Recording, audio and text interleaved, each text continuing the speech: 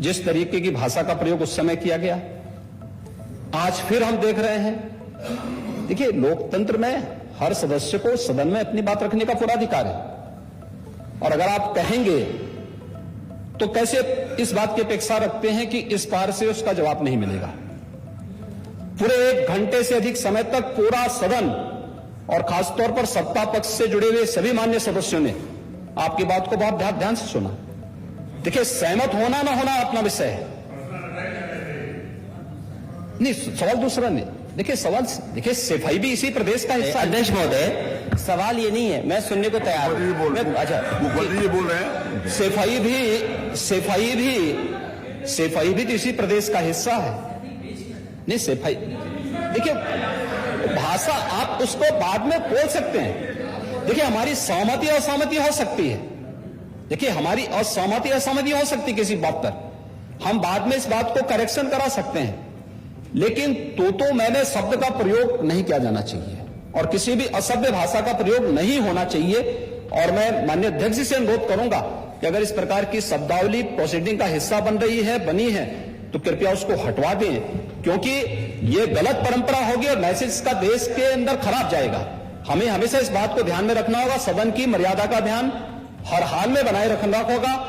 दूसरा, जब एक सदस्य बोल रहा हो तो सदस्य के बीच में, और खासतौर पर उप मुख्यमंत्री बोल रहे हैं, तो बीच में रनिंग कमेंट्री करना, बीच में धमकी देना, ये चीजें ठीक नहीं है और मुझे लगता है सदन की मर्यादाएं इससे आहत होती हैं।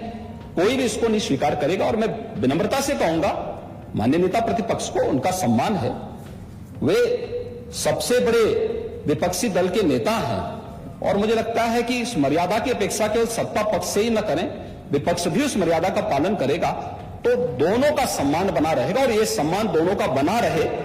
देखिए, सहमति और सहमति लोकतंत्र की ताकत है, या आवश्यक नहीं, हम ये नहीं कहते हमारी बात से सहमत हूं, या मैं ये भी नहीं कह सकता कि मैं आपकी बात से सहमत हूं। जब मेरी बारी आएगी, मैंने तो पूरे 1 घंटे तक आपकी बात को सुना, मेरी बारी जब मेरे दल की ओर से मेरी बारी लगाई जाएगी, मैं उस दिन अपनी बात को यहां पे रखूंगा। मैंने आपके पूरे भाषण को इसीलिए सुना ही नहीं, प्रोसीडिंग मंगाऊंगा, फिर देखूंगा, उसका पूरा जवाब भी दूंगा यहां सदन पे, और मैं उम्मीद करूंगा कि सभी विपक्षी नेतागण उस दिन यहां पर हमारी बात को भी सुनेंगे। लेकिन एक सरकार के वरिष्ठतम नेता में से एक और उप मुख्यमंत्री जो लगातार दूसरी बार उप मुख्यमंत्री हो रहे हैं, उनके द्वारा अपनी बात को रखा जा रहा हो, मुझे लगता है शालीनता से हमें सुनना चाहिए।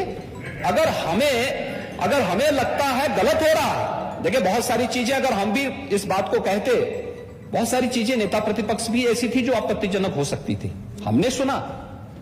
भाई, हमें जो स्वीकार करना हो वो स्वीकार करेंगे और उसका जवाब देंगे भी, लेकिन बीच में इस तरीके की उत्तेजना दिखाना उचित नहीं है। देखिए, माहौल इससे खराब होता है और अनावश्यक रूप से बाहर मैसेज खराब जाता है। हमारे बारे में टिप्पणियां होती हैं, सदन के बारे में टिप्पणी होती है, हर एक सदस्य की मर्यादा भंग होती है और सदस्य की इसका सम्मान बाहर पार होता है, पब्लिक में इसका मैसेज खराब होता है और इस प्रकार की शब्दावली का प्रयोग न हो। और अगर ये तो शब्द का प्रयोग हुआ है तो मैं आपसे अनुरोध करूंगा कि कृपया इसको सदन की प्रोसीडिंग का हिस्सा कतई न बनाने दिया जाए, क्योंकि ये आने वाले समय में नजीर बनेगा।